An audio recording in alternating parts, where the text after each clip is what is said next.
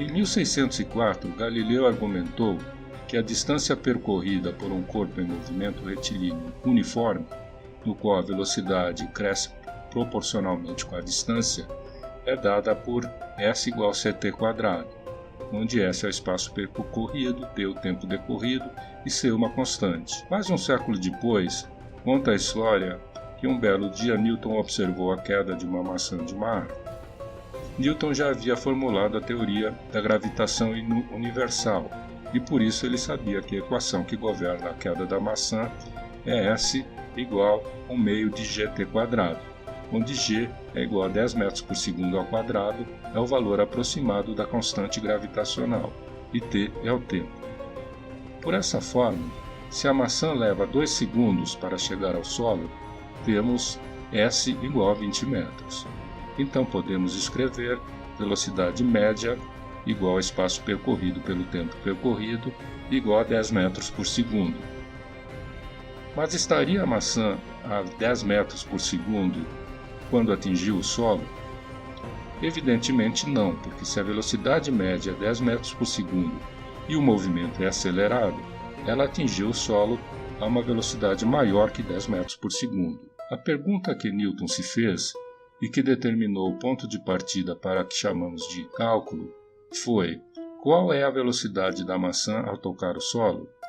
Ou mais genericamente, qual é a velocidade da maçã em um dado instante durante o percurso? Para isso, vamos reproduzir a suposta experiência de Newton. Temos S igual a 5t². Calculamos o espaço percorrido para os tempos meio, 1, 1,5 e 2 segundos e inserimos esses valores na tabela. Agora calculamos para esses tempos os espaços que faltam para alcançar o solo. A velocidade média nos trechos é 12,5, 15 e 17,5 metros por segundo, respectivamente. Agora, chegando bem próximo ao solo, temos, depois de 1,99 segundos, a velocidade média de 19,95 metros por segundo. E depois de 1,999 segundos, temos a velocidade média de 19,99 metros por segundo.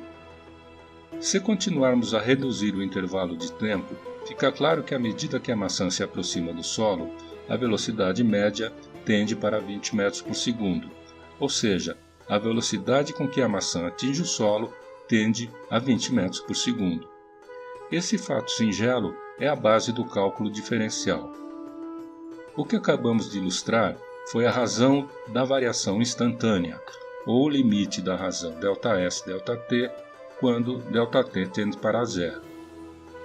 Declaramos então que a velocidade instantânea é este limite. Matematicamente, o nome que atribuímos a este limite é derivada de S em relação a t, e é o processo de obter este limite de diferenciação. É importante observar que a velocidade instantânea é uma abstração que não corresponde precisamente a uma quantidade observável. Embora não seja justo dizer que a velocidade instantânea nada tem a ver com a velocidade média, você deve lembrar que a velocidade instantânea não é ΔS por ΔT, mas sim ΔS por ΔT quando t tende a zero. Portanto, quando velocidades são medidas, o que realmente está se medindo são velocidades médias e intervalos muito pequenos. Este procedimento nunca nos dará medidas exatas, mas no mundo real nenhuma medição é exata.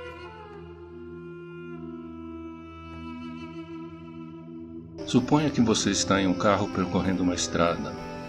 Se eu lhe perguntar qual é a velocidade no dado instante, você vai olhar no velocímetro.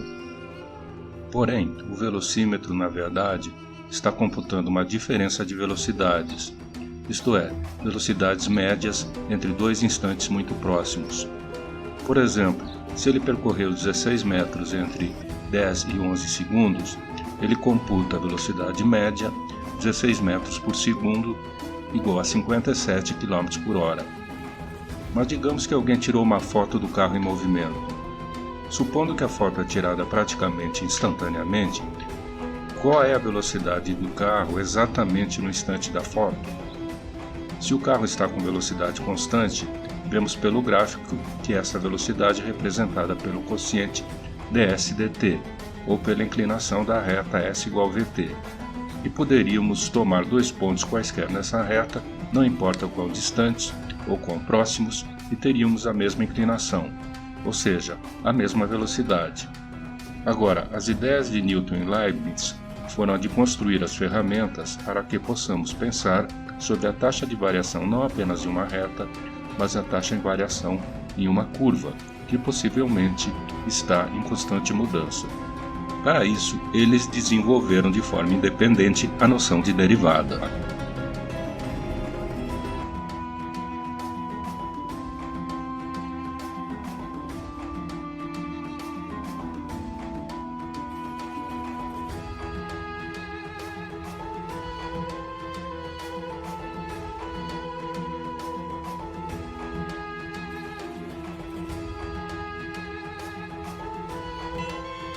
Eu vou então dar uma prévia matemática desse problema. Podemos imaginar um movimento como nessa curva, com o eixo vertical representando a distância percorrida em azul e a velocidade em vermelho, versus na horizontal o tempo. Inicialmente a curva da distância é pouco inclinada, já que o carro é lento a princípio. Durante o primeiro segundo, a distância percorrida S pelo carro quase não muda. Então, à medida que o carro acelera, a distância percorrida em um determinado segundo aumenta, o que corresponde a uma maior inclinação no gráfico. No final, quando o carro desacelera, a curva tem sua inclinação reduzida novamente. No princípio, a velocidade é baixa. Na metade do trajeto, o carro acelera até sua velocidade máxima, cobrindo uma distância relativamente grande cada segundo. Então ele desacelera novamente para a velocidade 0 metros por segundo. E essas duas curvas estão definitivamente relacionadas. Se mudarmos a função S, temos um gráfico velocidade vezes tempo diferente. O que queremos entender é como essa curva de velocidade é traçada. Em outras palavras, como exatamente a velocidade depende da função distância vezes tempo. Intuitivamente, todos sabemos o que significa a velocidade em um dado instante. É o que o velocímetro acusa em um determinado momento. E, intuitivamente também, faria sentido pensar que a velocidade deve ser maior em momentos nos quais a função distância está mais inclinada. Isso é quando o carro cruza uma maior distância por unidade de tempo. Mas qual é a velocidade em um dado instante? Como eu já falei, se eu te mostro uma foto de um carro em um instante e te pergunto qual a velocidade dele, você não pode responder. O que você precisa são dois momentos distintos para comparar. Desse modo, você pode avaliar qual a variação da distância ao longo do tempo e dividi-la pela variação do tempo. Esse é o conceito de velocidade, a distância percorrida em um certo intervalo de tempo. Então, como determinamos uma função para a velocidade que tem apenas um único valor em um único instante no tempo? É estranho que, de um lado, queremos associar cada ponto no tempo com uma única velocidade, mas na realidade calcular a velocidade requer comparar dois pontos separados no tempo. Isto é, uma velocidade média. Você poderia calcular a velocidade média em metros por segundo em diversos intervalos. Por exemplo, no intervalo entre 3 e 6 segundos, a velocidade média dá aproximadamente 55 menos 10 metros dividido por 3 segundos, o que dá 15 metros por segundo. Vamos chamar essa diferença no tempo de ΔT, que nesse caso é 3 segundos, e diremos que a diferença resultante em deslocamento ΔS, no caso 45 metros. Agora vamos tomar um intervalo menor para medir a velocidade média, digamos entre 4,8 e 3 segundos. Nesse caso, ΔT é 1,8 segundos e ΔS aproximadamente 30 menos 10 metros igual a 20 metros. Nesse caso, ΔS dividido por ΔT é igual a 11,1 metros por segundo.